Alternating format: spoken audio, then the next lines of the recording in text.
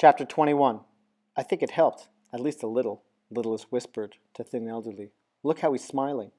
Together they watched the little boy's face. It did seem calmer, more rested than it had been. He lay on his side, snuggled against the pillow, with one arm curled around a shabby stuffed creature. Good work, littlest one.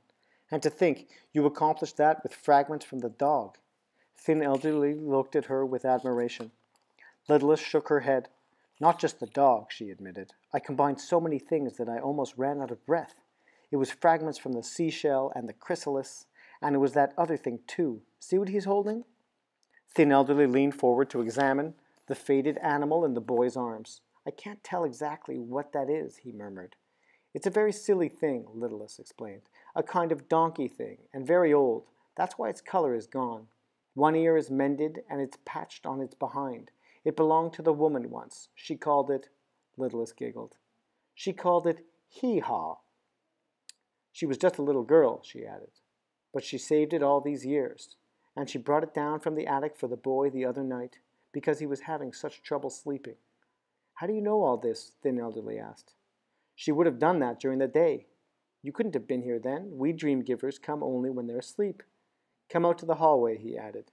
We can converse more freely there. They both looked again fondly at the sleeping boy, and then Littlest followed Thin Elderly to the corner of the hallway, the place where they had frequently huddled together during the invasions of the Synestede. Tonight the atmosphere was quiet, with nothing to fear.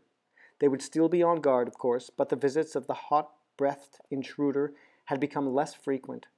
So the pair did not huddle apprehensively, but rather settled comfortably in the shadowy hall corner beside the attic stairs. Now, Thin Elderly said, tell me how you know so much. I'm in charge of you, littlest one. And if you were doing anything dangerous, like stealing away from the heap in daytime— Oh, no, I wouldn't do that, she reassured him. Daytime is a very, very hazardous time for us, you know. We are night creatures. His voice was solemn. What exactly are we, Thin Elderly? Littlest one asked him. I asked Fastidious again and again, but she never explained. At first I thought I might be a kind of dog, because I felt a kind of, well, I don't know how to describe it, but a kind of brotherhood with the dog. She giggled. Or a sisterhood. But then I didn't have the right ears, and of course no tail. She wiggled her tiny bottom mischievously, and Thin Elderly smiled. Then he became serious. Littlest, stop changing the subject. I believe that you have not ventured out in daylight. You're a very obedient little dream giver, as a rule. But you must tell me how you are getting information. How do you know, for example, that the woman went to the attic in order to bring back that— Wrinkling his nose, he gestured toward the bedroom they had just left. That donkey thing, he said. Hee-haw, she reminded him with a grin. Yes, hee-haw, he said the name with a sound of amused disdain. Well, she said, when I touch things, like the dog. Like the dog, yes. But other things too, the photographs, the seashell, the dishes, all of it, everything, even hee-haw. Yes, even hee-haw, Thin Elderly smiled at the solemn look on the face of the tiny creature sitting by his side. It all seems to go together somehow, she explained. The parts, the fragments, all the things that I collect. She moved her fingers ever so lightly across his arm to demonstrate. With your Gossamer touch, he said. Yes, with my very Gossamer touch I find them all together, waiting for a dream. And sometimes things are added in, things I didn't even know about or touch, like hee-haw. She looked up at him. He was part of the woman's childhood, she said. Part of her story. Once there was a little girl, and she had a toy donkey. Would be the way her story begins. I already know her story from the things I'd collected. It's a long story, and it has sad parts. I get a lot of sad fragments from the photograph of the soldier, feelings of never coming back. Feelings of, now I'm all alone.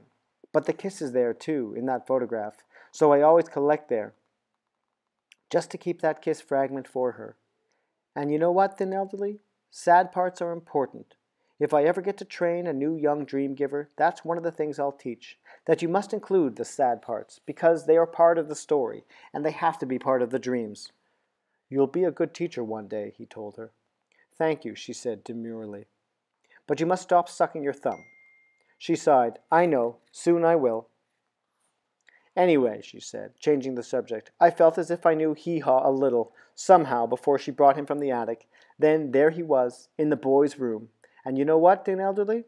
What? He smiled at her earnestness. I think maybe we gave her some fragments in a dream, some bits of her childhood, happy things. And there was Hee-Haw. She'd forgotten him until the dream. But then she remembered, and she went up to an old trunk and found him again, and brought him to the boy. And somehow, when I saw him there, I understood about the trunk, and how the donkey had waited all those years to be given to a boy. And now the boy sleeps. We all helped him, you and I, and the woman, and the dog, and the donkey. Littlest pointed out with a happy sigh. We strengthened him, she giggled. Strengthen is a hard word to say, she confided sleepily. Still, Thin Elderly reminded her, we must be very watchful. Will, she hesitated, not wanting to say the terrible name, will the S-things try to come back? Oh yes, I'm afraid so. They're always out there. I just hope... He paused, not wanting to worry her. Hope what? Oh, it's nothing. Please tell me I'm brave, and I hardly ever do that with my thumb anymore, really. Well, he admitted, most ancients still feels the horde gathering. I'm fearful that they're frustrated by the boy's resistance. I'm afraid there is a horde attack coming. She looked at him wide-eyed. He helped her to her feet and took her hand. But not tonight, littlest one, he said. Tonight the boy is safe.